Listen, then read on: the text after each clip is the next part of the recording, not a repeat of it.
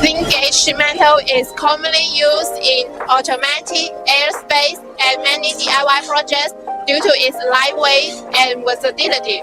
Today, we will dive into the essentials of welding these dedicated materials. Ensure your projects are strong, durable, and visually appealing. Thin gauge sheet metal, often thinner 1/16 present unique challenge and opportunity. Today, we will walk you through everything from choosing the right tool to master the base of the welding process. First up, equipment. Choosing a TIG welder with precise control over voltage and wire feed speed is crucial. And when it comes to wire, thinner is better. To keep our arc cool, we are using 3.6 mm wire today, paired with an argon and carbon dioxide mix. Now let's prepare our material. Cleanliness is vital to a flawless weld. A clean surface free from oil, rust, or paint will make all the difference.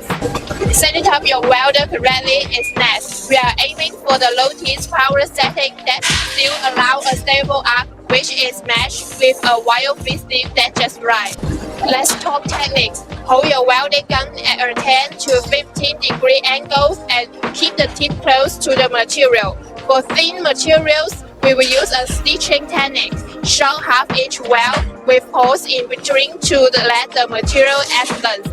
And don't forget, back weld to keep everything in place. Heat control is crucial. Take a breath if you notice any warping or the welding glue gets too heavy. Let the metal cool down before continuing. After welding, always inspect your work for imperfection and clean up any spatter. Before we weld up, here are a few parting tips. Practice makes perfect. Speed high on scrap to find your rhythm.